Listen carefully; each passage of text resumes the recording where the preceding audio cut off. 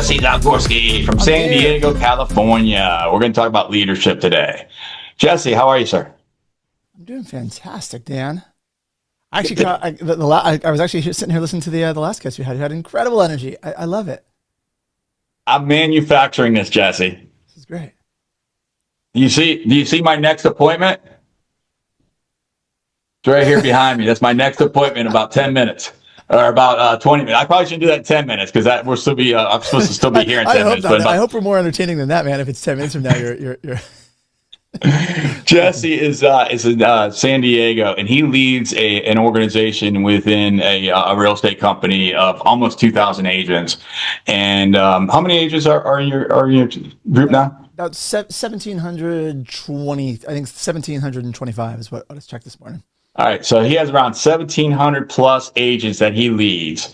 And so when I was thinking about leadership and the guests that we have today are just really special. And thank you for being so gracious with your time.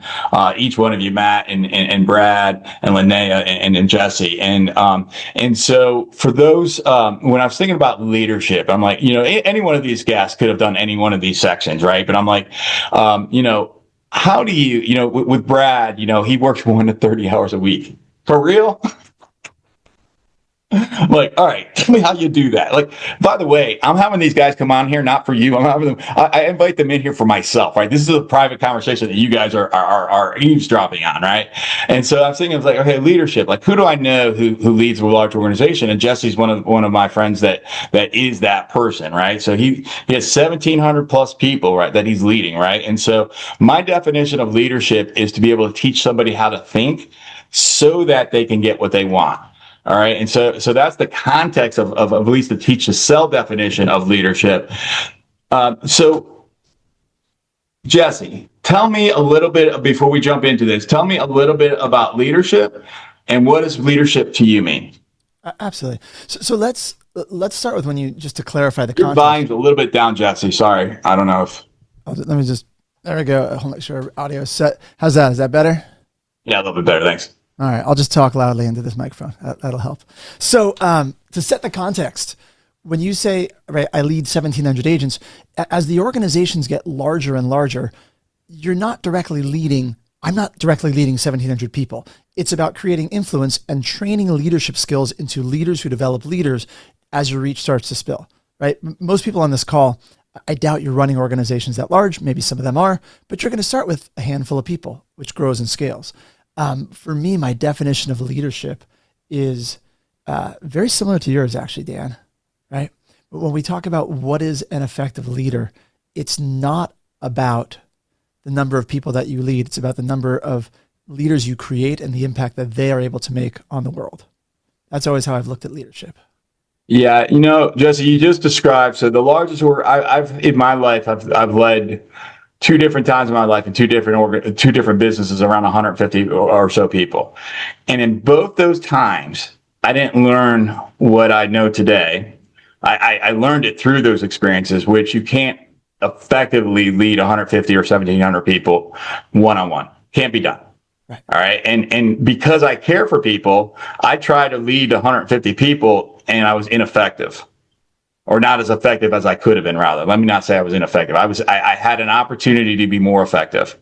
And so what I learned was it's not about leading a mass amount of people. It's about leading a small amount of leaders who then, and you train and develop them to train and develop leaders, who then train and develop leaders, who then train and develop leaders. And now you have an influence. I bet of those 1,700 people, how many of those people you think know you or know of your name? I would say, let's be conservative. We'll say 300-400 know. Probably at least half know my name, I imagine. Maybe more. Probably half. Yeah. All right. So now think about that. Half of that 1,700 people don't even know Jesse's name. Right. But does it matter? Not to me, because leadership's not about ego. At least for me, there's no ego in this. And when you talk about the amount of leaders you need, there's probably about 15 to 20 true leaders in this group that make enough impact to impact 1,700. So the word impact just came out of Jesse. When Jesse said it's not about ego, I was going to chime in and I didn't, because I was going to say, yeah, it's about impact, right? And I just kept my mouth shut and Jesse said it for me, right? So it's not about ego. It's not even about money necessarily, right? Though he makes a decent amount of money, right? But by the way, money is a byproduct of something else, right? Would you agree with that, Jesse, by the way? 100% agree. I mean, What's it a byproduct of? it's a byproduct of the value that you add to the world, the impact. That's another way to say impact, right? It's especially in the context of leadership. It's very hard to monetize leadership directly. I don't think many leaders set out and say, no, I'm going to figure out how to monetize this. What you're doing is you're effectively figuring out, I'm sure we'll get into talking about some of the attributes of a leader, but if you can learn how to increase the action and the effectiveness of the people around you, that byproduct produces income. That byproduct produces money, but that is one of the qualities of a leader, of a good leader. Love it. And again, it's not about ego, right? So the greater impact that you have with those that you lead, and again, it may not be directly, it may be through others. The greatest impact that you have with them, then the more money that you make. And again, it's about teaching people how to think so they can get what they want. And so when people are understanding how to think so they can get what they want, which is why we put this class on, by the way. My job right now is to take the wisdom of Jesse and Brad and Linnea and Matt, and to be able to take that and to hand it to you. Does that make Jesse better than anybody? No, absolutely not. Right? And Jesse would say that, right? Does that make Brad? No. We're just human beings that have 24 hours a day. Do you have more than 24 hours a day, Jesse? No, not at all. Same hours everybody else has, and probably I might even work less. You may, right? And so that's something that you recognize as these, and that's the other thing. He just broke a myth there, and so did Brad. And I want to make sure that we don't pass by that, because I know, like, if you're a one person, a one woman, a one man show, a lot of times the challenge that you may be thinking of, and I can't tell you how many times I've heard this, is I don't want to build a big business because it's too much work. Brad, he didn't say, I don't know if he's still here, right? Brad, like 3 weeks ago, he's on his boat from the Chesapeake Bay to, I don't know, the Bahamas or something, right? Down south, right? For like 2 weeks, right? He flies back up here, does a Christmas party, and then goes back down on the boat, right? Like that's not necessarily a complicated life. Now, that's an outcome of everything else, which includes building an organization and as well as leadership. Jesse, what do you see the challenges the mistakes that people make in leadership? I think the biggest challenge would be, it doesn't necessarily manifest as word ego, but I will say ego as a component to it is trying to do everything himself. If they're going to be the leader early on in leadership, a lot of people I see take on that, like, it still revolves around them. They're going to be the front. They're going to be the person. Whereas a lot of the most effective leaders that have mentored me in my life have been people that you just said, how many of the people in my organization know my name? I said, maybe half, right? I don't need them to. And I learned that from one of my mentors, which was, you have to look at what your goal is. Is your goal to be recognized and acknowledged as the leader, or is your goal to be effective with your organization? If your goal is to be effective, that mistake is, and I'm curious, when you made a comment about when you were leading 150 people, if you truly care about your people, you're listening to them, you're taking time to engage, but that starts to break down at scale, right? And I think that's where, when you look at leaders, depending on the size of the organization and their goal of where they're going, you have to figure out, how do you take the things that you do naturally well or skills you've developed and allow them to scale? And if you don't take yourself out of that equation, that's probably the biggest mistake I see leaders making earlier in their career. Now, I want to bring back, thank you. I want to bring back what Brad had said earlier, and then tie that into what Jesse's talking to us about right now, because Brad talked about his business partner, Judd, right? And I know Jesse's got some amazing partners in his business as well. And so what I recognize when I hear that is, I recognize that it's the best leader. The best thing that I can talk to you guys about leadership from my perspective is, who are you choosing to lead? Because when you lead people that align with your values, align with your culture, align with your beliefs, align with what you want to achieve in the world, and have maybe complementary skills that maybe where your weaknesses may be, that they may have some strengths, but you align in the values and the beliefs and the perspectives. And when you're able to align in that fashion, okay, now you're able to get so much more done than if you just put 20 people into the boat and those 20 people do not align. That's when it gets hard. So for leadership, for me, you got to take a step back and you have to go back to the organization building first. Now, Jesse's got a unique business, right? Because his business it's sort of like feeds on its own. So he may or may not be able to choose necessarily the people that are in that organization, but what he can choose is the people that he pours himself into, myself being one of those. And I'm grateful for that, Jesse. How do you align with what I just said? Or not align, I guess. I'm going to assume you're aligning. I absolutely align. I think you're spot on. I consider myself a talent scout, right? Yeah. In a leadership capacity. And so there's two things you look for. You look for people if you are starting to develop an organization, if anybody listening is at that phase where even if they're not necessarily direct employees, right? Whatever your connection is, you still are leading people in all facets of your life.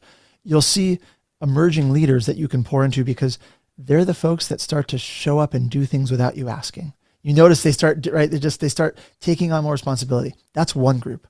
But the other group are people that you can identify potential skill sets in, and you believe in them more than they might believe in themselves at that moment. And you can speak into that and talk into that, give them opportunities to grow and develop.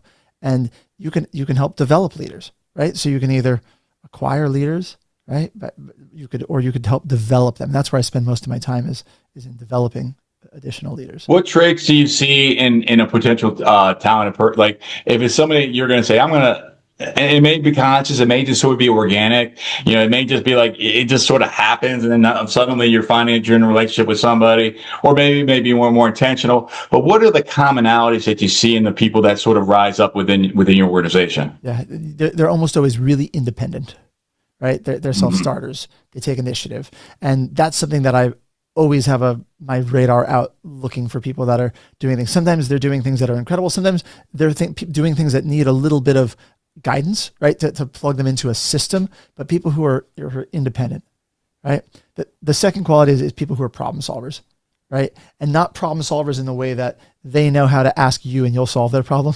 Everybody's probably met people like that, but people where they know how to go out and they can be resourceful, right? And find solutions. Those are two, I'd say, of the most important qualities.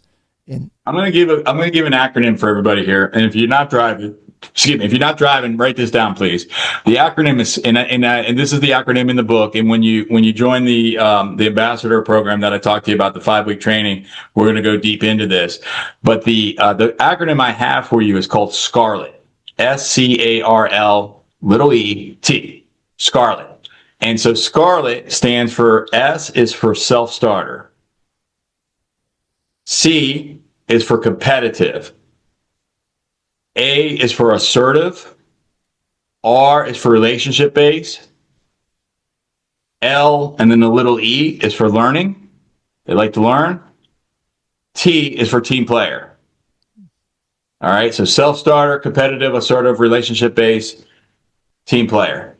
And so one of the so those are the characteristics that I look for in those. And then there's something else that actually Jesse taught me that got put in the book, Jesse, but I actually didn't cite you because you got it from somebody else. So I cited Patrick. I don't need credit for it. I was just excited. I was like, I remember we talked about it. Yeah, you got in the book. Right? I should have put you in. I'm sorry, Jesse. I got this from you directly, and it's in the book. But I had Patrick Leoncini. I think you made. I don't know how to pay Hungry and Humble. So hungry and humble were the other two characteristics that Jesse taught me in regards to people to be able to lead. Yeah, this is what I'll say just in terms of that, Dan. First of all, I love that list.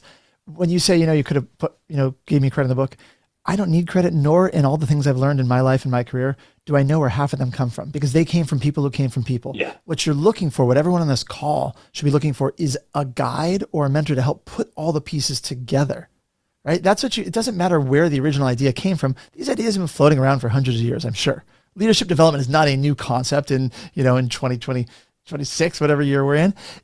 But when you find someone, and Dan, that's what I loved when you sent me the advanced copy of the book. Like, I love the way you'd structured it.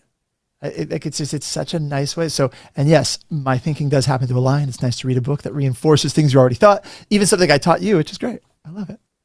Love it, love it, love it, love it. Jesse, as we finish up here, and then we give everybody an opportunity to join the ambassador program. One thought about leadership that is either something that you say, this is something that most people miss, or something that maybe is misperceived, or something that something you think may be valuable that may not be just recognized widely. What would that be? Yeah, we touched on it earlier, but I've read a lot of leadership books. And I think this is the thing that's not talked about often enough, at least in the context of business leadership, right? I believe one of the most important attributes of a leader is being able to create more action in the people around you than when you're not around. When you're there, they're going to get more output and more done than if you weren't there. And that's really important in business in most of the industries that all of us are in. And so learning to do that first for yourself, right? And then how to transfer that skill to others in your industry.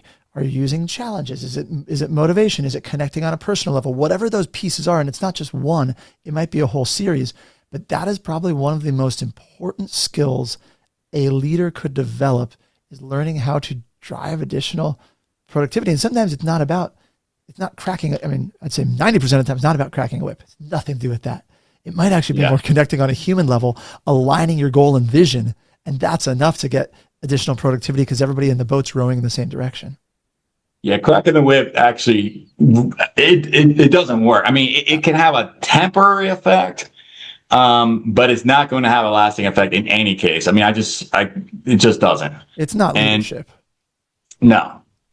It's and if it is leadership, it's a very, very low level of leadership, perhaps positional, which is people are following you because they have to. Okay, you don't want people following you because they have to. You want people following you because you're making their lives better, and that's my perception. Let me ask you something real. Have you ever felt capable, smart, experienced, and still notice your income feels inconsistent? It's not a motivation problem, and it's not a hustle problem. It's a conversation problem. That gap between what you know you can do and other people's willingness to move forward is called the influence gap. And that's exactly what the Teach Yourself Book Ambassador Club is designed to close. It's not just a book club, it's a 5-week implementation experience that teaches you how trust actually forms in conversations and how decisions move forward without pressure. Week 1, you'll see why effort isn't the issue and why let me think about it really means there's no clarity.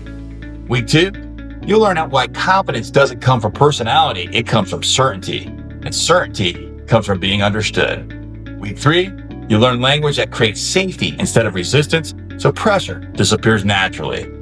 Week 4, you'll stop selling altogether and learn how authority is earned by teaching, not convincing. And week 5, you'll end restart mode by installing daily habits that compound trust and protect consistent and predictable income. Here's the part most people miss. You're not just paying for coaching. You get full access to the CBI Digital Training Library, a $10,000 system built to make Teach to Sell stick. Not motivation, not hype, a framework that prevents slipping backwards. 5 minutes a week creates massive momentum. This is $29 for 5 weeks. Then an ongoing support if you choose to stay. Cancel anytime, no pressure, full transparency. If you're ready to replace selling with leadership, and if you want people to feel clear and safe saying yes, join us as a Teach to Sell Book Ambassador. This is where trust becomes consistent and predictable income. I'll see you inside.